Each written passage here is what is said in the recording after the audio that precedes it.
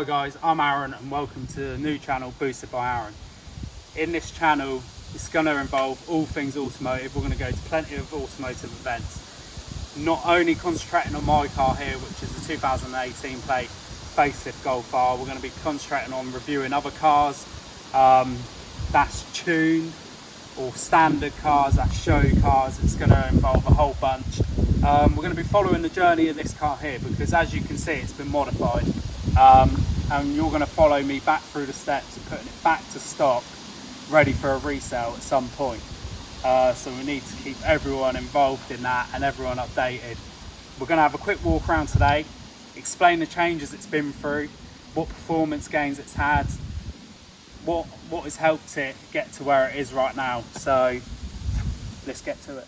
So guys, we're going to start with the wheels. These are 19-inch Ispiri FFP2s. The reason I went for these was I actually saw them on an Audi R8. The owner is Jules. I'll get on to him in a minute because he actually helped me out getting these wheels. So if anyone wants Ispiri Wheels, you need to hit him up. I'm going to put his Instagram plug down into the description and hit him up for any Ispiri wheels. He can get you a sick deal on them. But I like the look of these and they're different. I haven't seen another Golf R with these on yet. I wanted that OEM plus look. I didn't want anything like outrageous or nothing that didn't stand out at all. So I went for these because they do look nice, but they just look like they could come as a factory optional extra.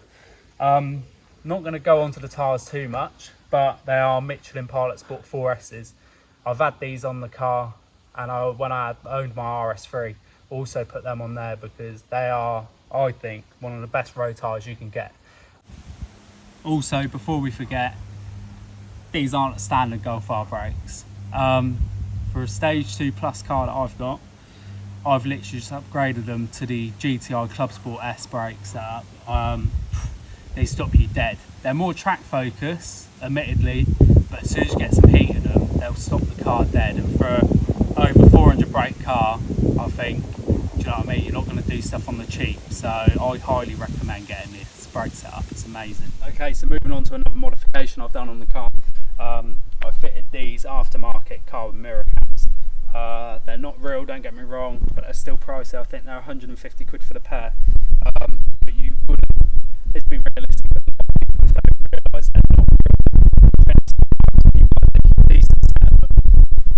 They do look very good. So I've got them as a little extra to add to the car, along with my Ottinger rear spoiler. These were some of the first mods I actually done on the car because the mirror caps you can get as an optional extra from VW. So I definitely wanted to put them on to make the car look a lot more aggressive and angry, and complement the glass tinted windows and all the other gloss black pieces. So guys, moving on to the front of the car. Personally, I think it looks really aggressive. A lot of other people do, and that's not just from what I've done, from the tinted plate and wrapping my radar badge with a slight tint, but they do look so aggressive on these new Rs. You get these vents here that are the air ducts for your brakes, so that will keep your brakes cool, and they've made it look really aggressive by doing that with the two slats here. Down on this lower part, don't know if it will show up very well on camera, but VW have put some real small little fins on the corners, and that sort of blends in and complements this new lower grille they've done. Makes it look really aggressive. I love it. And that is the difference you'll find between the Golf R and the GTIs or other model Golfs. The GTIs have the honeycomb grills, where the R is more like this. I think it looks really aggressive. Also, what helps the dark look and the aggressive look is the tinted plate. Police might not like it, but I think it sets the car off really well actually on the front end. So guys, moving on to the rear of the car now. So when I was talking about the carbon fibre, if you didn't already sort of see it well enough, this is it. It looks really aggressive, and even though it's gloss carbon, it does go well with the gloss black. Gives it another aggressive look. Same with the slight tint on the rear lights, and also down here where we've got the new rear diffuser that VW put on the new Rs. I think it's really smart, to be honest, and it's a shame that the standard tailpipes are chrome, because with this diffuser I've got a custom exhaust, and I think the gloss black with the black exhaust tips on the custom exhaust does blend it in nice. It's more stealthy, but I'm definitely going to plug who made the exhaust, Dave, Mad DP at Hardknock Speed Shop. I'll put his links down in the description. But it's it's amazing exhaust. I'm going to put some clips in now of some noise and some pictures of it when it was first completed.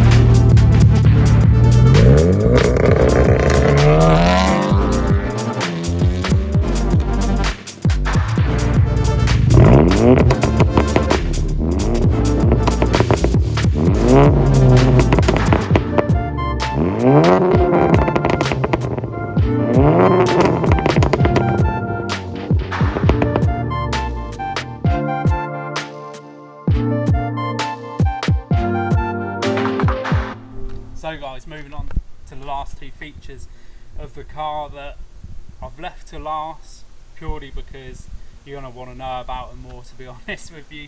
The colour I managed to get this in, because it's the 18 plate, still facelift but pre-PPF. They've now stopped doing white silver on the Golf R's. I'm sure they've discontinued it from what I've heard. If anyone knows any different, do put down in the comments, because as far as I know they've discontinued the colour, so I thought it'd be a good opportunity to snap one up and keep it. So that's the colour option I went for. In a lot of photos and in this video it might look white to you, but you need to see it in person to really appreciate the white silver look to it. It can look duck egg blue in some lights, it can look white in a bright light, or it can look somewhere in between in a different light. Moving on to suspension now. At first I wanted to go really low, make a real static car, and put it on 20-inch wheels. But then I had a change of thought because it was tuned by MRC Tuning. I'll put their link in the description below. I thought I drive this car hard, so it doesn't want to be too low. It needs to still hold its strength but look beefy and look nice. So we lowered it. I'm not sure how low we went with it in the end. It was on BC Racing Coilover's ultra low kit, but yeah, it looks really good. I think it's improved the look of the car and it handles a lot better. So guys, want to plug one last company into this that I thought I'd leave to last and thank them for the work, because they transformed this car from looking fairly boggo basic to what it does now, and that was Total Vag at Leighton Buzzard. They literally done the works on it. I sent it in as a standard car with my suspension, my new wheels and the standard brake setup, and it come out in a day's turnaround, believe it or not, looking like this, with the Club Sport S brake setup, the BC Racing ultra low coilovers. Yeah, and I think it looks brilliant. So yeah, I need to plug them.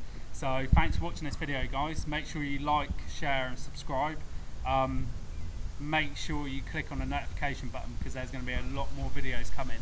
A few more on this, well, a lot more on this, and we're going to try pulling some people in and trying to do some reviews on their cars. Thanks for watching.